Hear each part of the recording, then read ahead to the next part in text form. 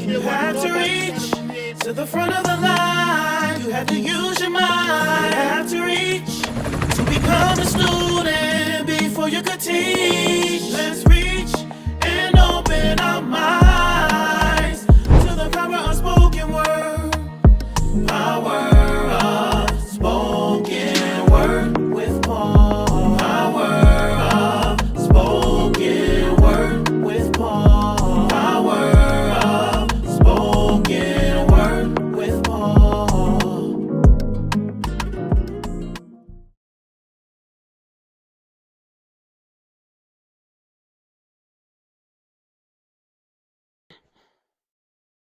You know, free thinkers, this week we have an election coming up, and we got to start thinking about what's more important. We have to start thinking about that. I made to another video, a shorter video because it's going on another platform, and I met a man this morning where he had enough just to get by, just to get by. He walked his daughters to school, and he didn't have money for lunch, and he only had money on his Metro card to go to work. When I saw him, he was already late going to work. But I got up this morning. I thank God for giving me another day to wake up and get on this platform and talk to you guys, and also another day for me to breathe. I thank Him for that. But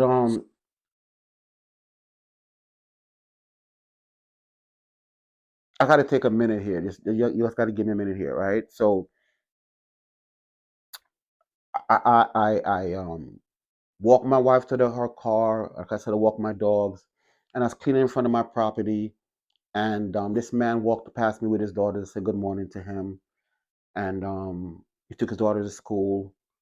I was in one of my cars had a flat tire, but it had run flat, so I was taking it to the tire shop to get it fixed, which is a couple of blocks away from here.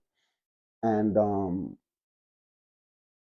while I'm at the tire shop getting the tire fixed, say I saw the same man walk by me, and he stopped and he came to me and he said, he's not asking for any money, but can I get him breakfast?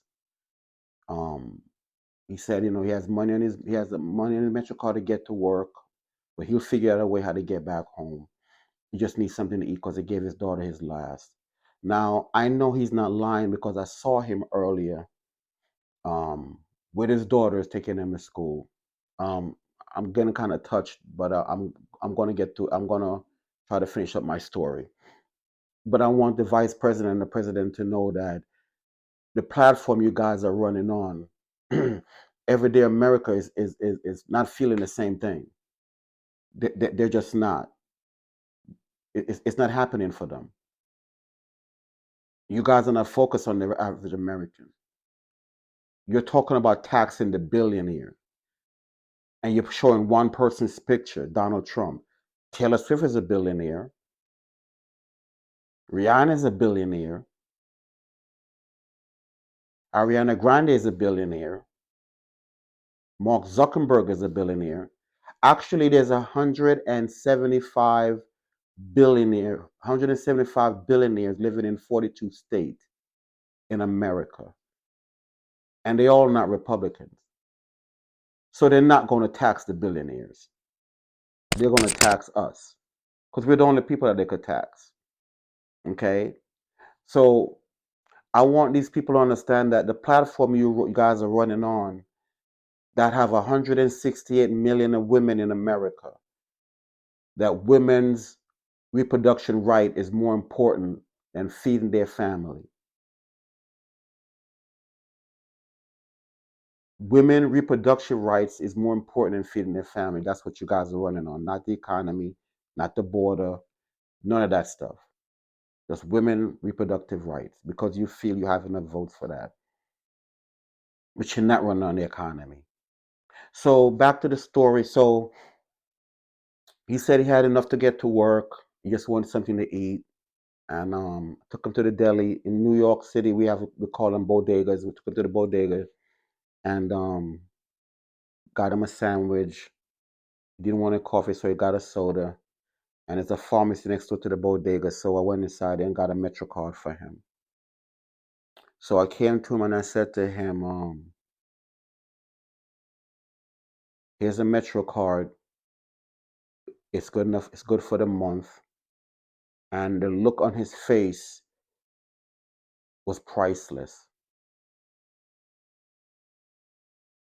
That all he had was to get enough money for his daughters to take his daughters to school and give them his last.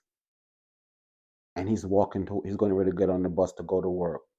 But I'm reminding him that the time that you're now getting on the bus, you're late. So eventually your job is going to get rid of you.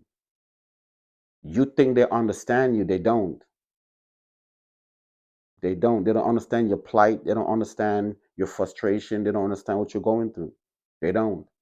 What they're building is a case so when they get rid of you, they could show how many times you've been late. So I gave you a Metro card here. Okay. If you need to change your shift to a later shift where you could accommodate, because I'm a father of two. I had a chance to stay home and raise my sons, which to me was the best thing ever happened to me. So when I see men with their children and societies are set up for them to interact with their children because they have to be at work, I explained to him, you may have to take a later shift that allows you to take your daughters to school and allow you to get to work on time. Because time is precious to the jobs. It's precious. You could come late and take care of everything, and a person comes early and take care of minimum, and they'll keep the person who's there early because they're on time. So I'm not a rich person, but I feel that this morning God put this man in my path, and I feel he got him in my direction because he asked me, says, I want to give you my phone number because then I want to pay you back. So you can't pay me back, but you could pay it forward. Because what I'm saying to you now is, I want you to hear me, right? Change your shift so you could keep your job and you could also see your children. Do they have different shifts? He says, yes. Then you need to be on a later shift. So I want you to pay it forward by doing what I just asked you to do. Because I've never seen this man in my neighborhood before, but I guess his daughters go to school in my neighborhood. So somewhere along the line, I'm going to run into him again. But I only ran into him today because I'm going to the doctor today, so that's why I actually was home. Otherwise, I'm at work. But I want the vice president and the president to understand that while you guys have money to help other countries, and we have this big influx of migrants coming here, we really have Americans that are struggling. I mean, like real struggling. Enough just to eat for the next day, struggling. And I understand the vice president keeps saying she gets it. You know, you don't get it, lady. You don't. If you got it, then women reproductive rights would be one of the things that you're taking care of and making family family affordable to eat, buy homes, bring down prices in the grocery store. But you're running as if that this is a Donald Trump issue when your guys are driving the car. You guys are making it seem like technically right now you guys are not running the country. He is. As if you guys are running against Donald Trump. No, Donald Trump is running against you guys. And I don't want to hear nobody tell me that I should vote for her because she's a black woman. I don't care about that. I don't care if she was a white woman. I care about average day Americans not able to take care of their families, struggling to make ends meet. That's what I worry about. Those people, those Americans, real Americans. I felt some type of way this morning when I helped this man. And you know, sometimes you need somebody to give you that nudge, because when you're not used to anybody telling you nothing positive in your life, or giving you advice. And trust me, real men take advice. Males get mad, but real men take advice. I remember one time somebody asked me, because I'm well off, my wife and I are well off, asked me, how do we do it? And I said, discipline. I told them, you have to have discipline, you have to have structure, and you have to have a goal. And they said, yeah, but how did you get what you have? Structure, discipline, and a goal. All I ask you is how you get what you have. Structure, discipline, and a goal. I said the discipline is that instead of me going on Friday, Saturday to go buy me clothes, to go to the clubs, I save that money. Excuse me. Excuse me. I save that money. Structure is what I put in place so my family understand where we were going. And guidance is the future of what we were going to do. But discipline is very important. Every one of these startup billionaires tell you how long they've been in their garages, mother's basement. Discipline, structure, and guidance. But people don't want to hear that. They just want to see what you have and want it tomorrow morning, not knowing that it took years to get what you have. Get turned down. People tell you that's the stupidest idea they ever heard. But now these people are driving those cars. Those people are using that technology, including this. So my heart goes out to that man this morning, and I saw the look in his face, and I hope what I said to him resonate, and because he looks genuine. But I want the vice president and the president to know that you guys are not focusing on Americans. You guys say you have no money for Americans, but you have money for everybody else. Do you understand how that sounds? That Americans who build this country, and I'm not talking about black Americans, white Americans, I'm talking about Americans, period.